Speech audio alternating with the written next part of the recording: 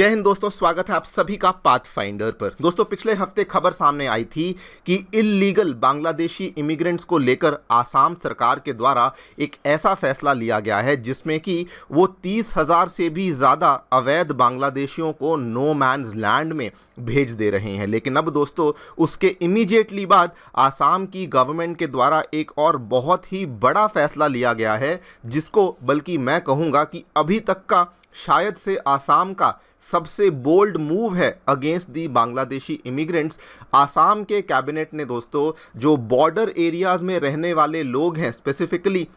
जो बांग्लादेश बॉर्डर के पास रहने वाले जो वहाँ के लोग हैं,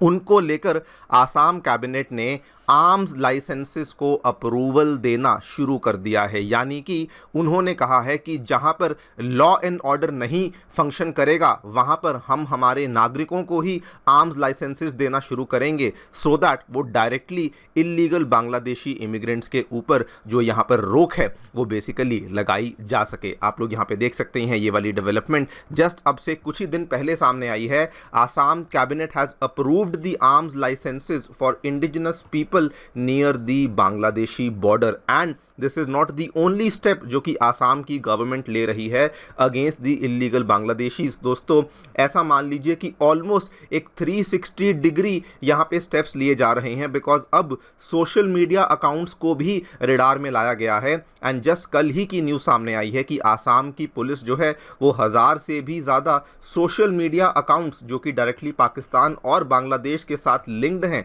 उनको भी प्रोब करना शुरू कर चुकी है। Because as per the Assam police, जब से पाकिस्तान ऑपरेशन सिंदूर में बहुत बुरी तरीके से हारा है, उसके बाद वो बांग्लादेश को एक्टिवेट करने की कोशिश कर रहे हैं। आईएसआई वहां पर कुछ ना कुछ करने की कोशिश कर रहा है, जिसकी वजह से आसाम पुलिस जो है वो सोशल मीडिया के ऊपर भी क्लैंप डाउन को शुरू कर रही है। एंड दोस्तों, the best part over here is कि ये जो हमें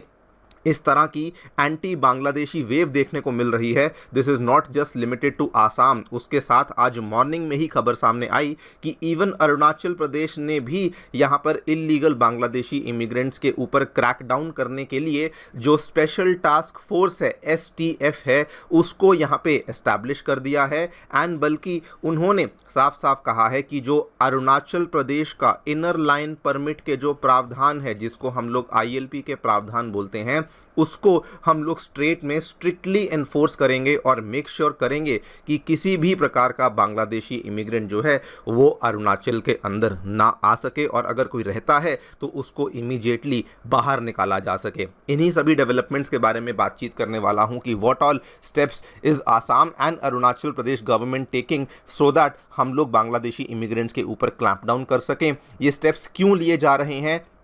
MHA का यहाँ पे क्या रोल है, हमारी गृह मंत्रालय का यहाँ पे क्या रोल है, उसको भी समझने का प्रयास करेंगे। And why this is a very very amazing step, उसके बारे में चर्चा भी करी जाएगी। आइए शुरू करते हैं मेरे साथ। मेरा नाम है अनिरुद्ध। यदि आप लोग हमें फॉलो करना चाहते हैं, हमारे लेक्चर्स के अपडेट्स को प्राप्त करना चाहते हैं, तो यहाँ पर दिए गए टेलीग्राम चैनल्स के माध्यम से ऐसा कर सकते हैं। दोस्तों, आगे बढ़ने से पहले आप सभी को बताना चाहूँगा, आपकी UPSC परीक्षा की तैयारी को आसान एवं अफोर्डेबल बनाने के लिए अनअकैडमी ने सभी UPSC से संबंधित रिसोर्सेज को निःशुल्क अवेलेबल करवा दिया है। फिर भले वो मंथली करंट अफेयर्स की मैगजीन्स हों, प्रीवियस ईयर के क्वेश्चंस हों, NCERT नोट्स की समरीज हों, या फिर प्रीलिम्स के फ्री मॉक टेस्ट हों, इन सभी चीज़ों के जो लिंक्स हैं वो नीचे डिस्क्रिप्शन बॉक्स में आपको निःशुल्क अवेलेबल करवाए गए हैं। एंड इसके अलावा फिर भी आपको कोई डाउट है, किसी प्रकार की आपको क्वेरी है, तो आप लोग सीधा स्क्रीन पे दिए गए इन फ़ोन नंबर्स पे फ़ोन कर सकते हैं, और हमारी जो डेडिकेटेड काउंसलिंग टीम है वो भी आपको असिस्टेंस प्रोवाइड कर देगी। All right, directly coming to the news, क्या देखने मिला है, मैं आपको थोड़ा सा बैकग्राउंड बता दूं।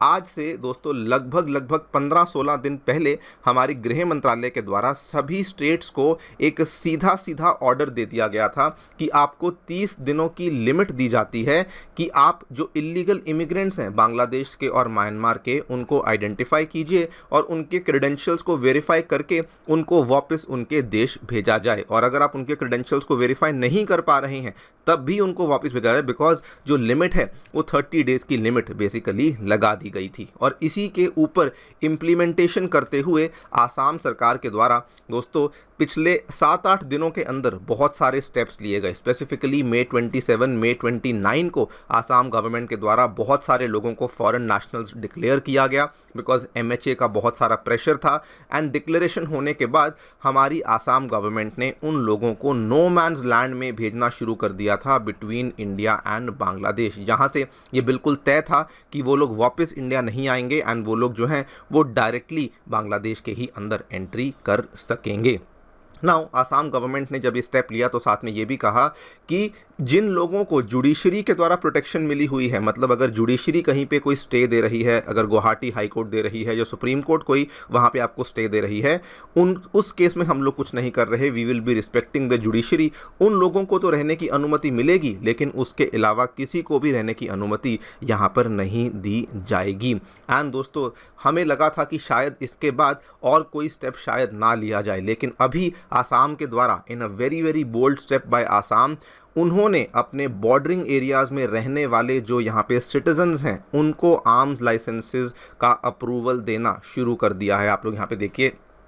आसाम ने शायद अपने इतिहास में पहली बार इस तरह का मूव लिया है जिसमें कि उन्होंने एलिजिबल रेजिडेंट्स को आर्म्स लाइसेंसेस इशू करने शुरू कर दिए हैं in the vulnerable and the border regions of Assam. इस चीज़ को लेकर आसाम के मुख्यमंत्री हिमंता शर्मा जी का जो स्टेटमेंट है वो देखिए, इन्होंने कहा कि Assam is a difficult and a sensitive state और इसीलिए हमने फैसला कर लिया है कि हम लोग आर्म्स लाइसेंसेस को इशू करेंगे टू एलिजिबल इंडिविजुअल्स जो कि रिमोट एरियाज़ में, वल्नरेबल एरियाज़ में और बॉर्डर एरियाज में रहते हैं। और साथ में ये भी कहा कि ओरिजिनल इनहैबिटेंट्स और इंडिजिनस इंडियन सिटीजन्स को हम लोग यहाँ पे आग्रह करते हैं कि वो आएँ, आर्म्स एक्ट के तहत अप्लाई करें और हम लोग जल्दी जल्दी से उनको जो लाइसेंसेस हैं वो यहाँ पे देना शुरू कर रहे हैं। इस चीज़ को समझिए, आसाम की जो पॉलिसी है वो दोस्तों बहुत ज़्यादा बदल चुकी है बिकॉज आसाम का साफ साफ ये कहना है कि जिन एरियाज़ में मान लीजिए कोई रिमोट एरिया है, कोई यहाँ पे वल्नरेबल एरिया है, कोई सीमा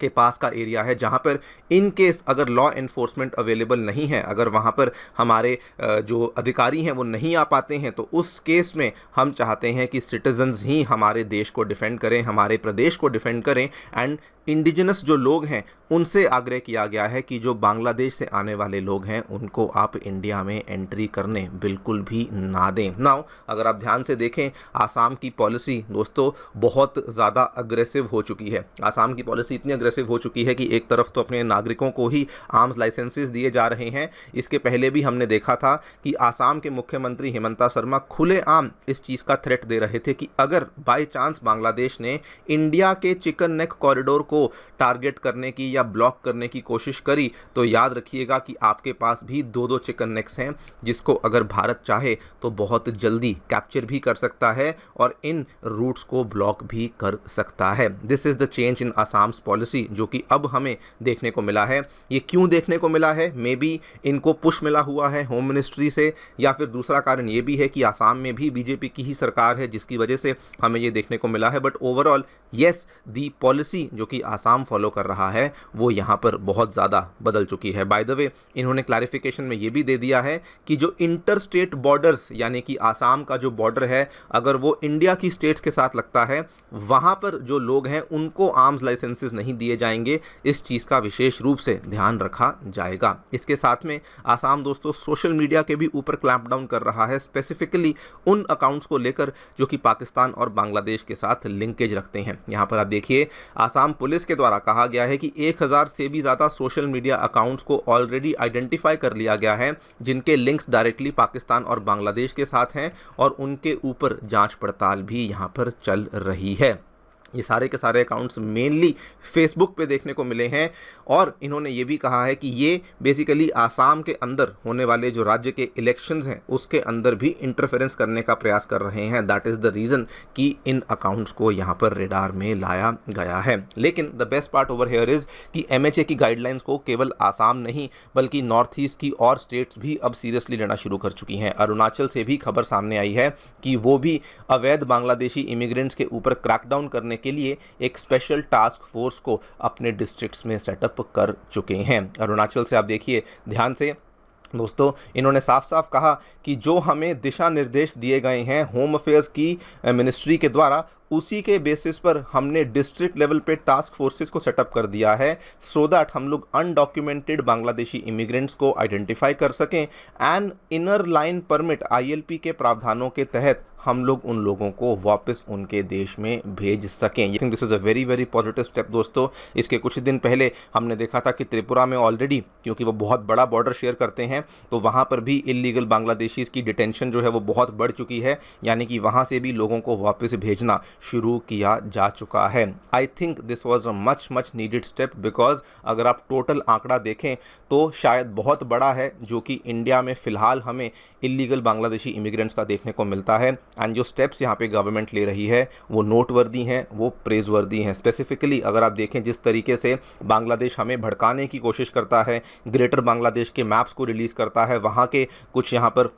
इस्लामिक क्लरिक्स हैं जो कि धमकियां देते हैं कि हम कलकत्ता को कैप्चर कर लेंगे, हमें किसी प्रकार के फाइटर जेट्स वगैरह की आवश्यकता नहीं है। तो उन सब चीज़ों के बैकड्रॉप में आई थिंक जो स्टेप्स हमारी स्टेट गवर्नमेंट्स ले रही हैं और जिस तरीके से हमारी MHA उनको इनकरेज कर रही है, आई थिंक ये बहुत ही ज़्यादा वेलकम स्टेप्स हैं। बाकी आप लोग जो भी सोचते हैं हमें डेफिनेटली बताएं कमेंट सेक्शन में। Thank you so much for listening, stay tuned.